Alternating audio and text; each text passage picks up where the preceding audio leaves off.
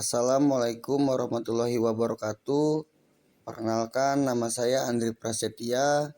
Saya dari mahasiswa Arul Perindo Jakarta. NIM saya 23078. Dalam hal ini saya akan membahas tentang farmakologi obat tetes mata steroid. Apa itu farmakologi? Farmakologi adalah ilmu yang mempelajari obat-obatan dan cara kerjanya pada sistem biologis. Istilah ini berasal dari bahasa Yunani dengan pharmakos berarti obat dan logos berarti ilmu.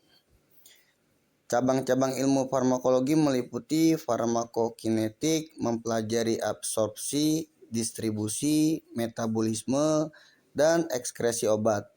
Farmakoterapi, farmakodinamik, toksikologi. Mata merupakan suatu organ sensori spesial yang secara relatif terpisah dari sistem sistemik oleh suatu pembatas yang diciptakan oleh sawar antara darah dengan retina, darah dengan aqueous humor, dan darah dengan vitreous. Sebagai konsekuensinya, mata memiliki sifat farmakodinamik dan farmakokinetik yang tidak sama dengan organ lainnya.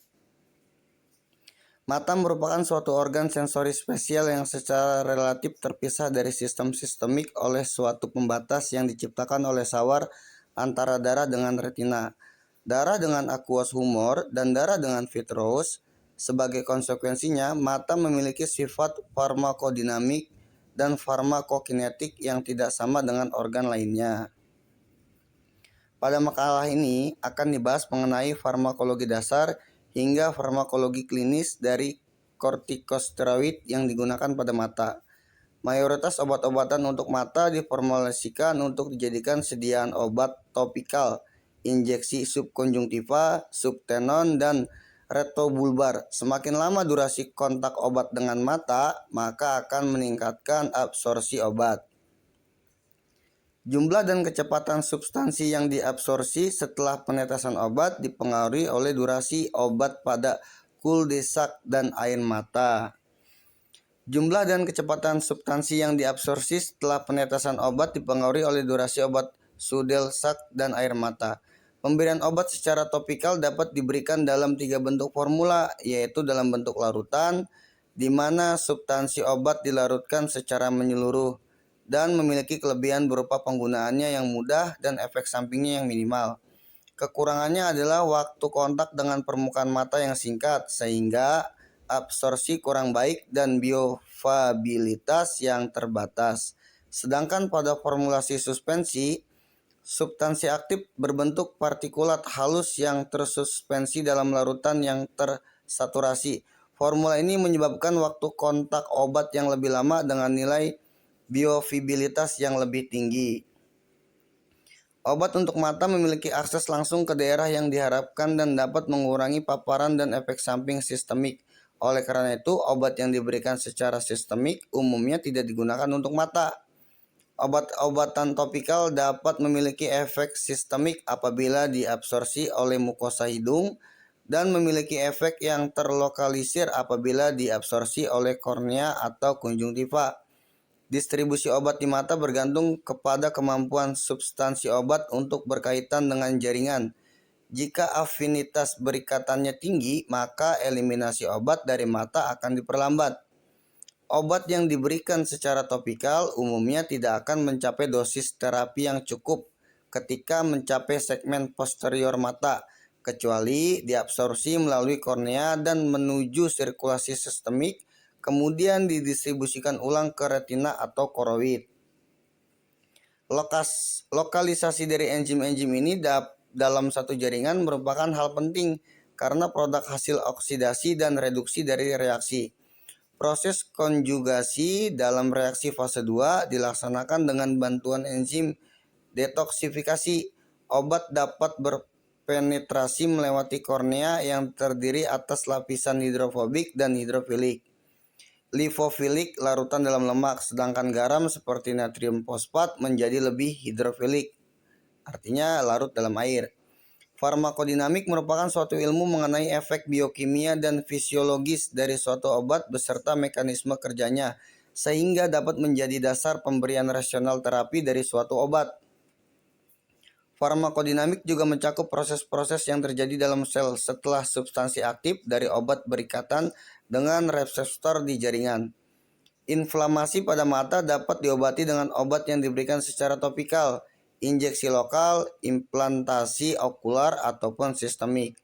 Kortikosteroid diberikan secara topikal untuk mencegah atau mengurangi inflamasi pada mata yang terjadi karena trauma atau uveitis atau setelah prosedur operasi pada mata. Pemberian steroid dengan injeksi lokal dapat diberikan pada kasus inflamasi mata yang lebih berat, sedangkan steroid diberikan secara sistemik digunakan pada kasus penyakit imun yang sistemik. Dop steroid akan memicu efek yang spesifik pada sel, yaitu pada sel limfosit, makrofag, leukosit, polimorfonuklir, sel endotel pada pembuluh darah, fibroblast, dan sel lainnya. Sel yang dipengaruhi steroid harus dapat penetrasi membran sel dan berikatan pada reseptor di sitosol, menyebabkan translokasi dari kompleks reseptor dan glukortikoid ke nukleus agar dapat transkripsi dan menghambat transkripsi dari mRNA-nya. Secara umum, penggunaan kortikoid bisa diberikan pada kasus alergi, contoh konjungtivitis vernal, inflamasi non-pyogonik, contoh episkleritis, skleritis, uveitis, keratitis, interstitial, skleratitis, dan optik neuritis. Dan untuk menurunkan respon imunologis, penggunaan kortikosteroid pada penyakit degeneratif seperti generasi makula senilis, katarak, distrofi kornea, dan glaukoma primer tidak memiliki efek yang bermakna. Pada kasus infeksi, penggunaan kortikosteroid dihindari kecuali antibiotik yang efektif diberikan sebelumnya atau secara simultan. Kortikosteroid efektif dalam mengurangi inflamasi, tetapi di dalam setiap sediaan dan rute pemberiannya terhadap efek samping yang dapat terjadi. Penggunaan steroid secara topikal pada mata, kulit, dan mukosa dari saluran pernapasan atas dapat juga diabsorpsi secara sistemik.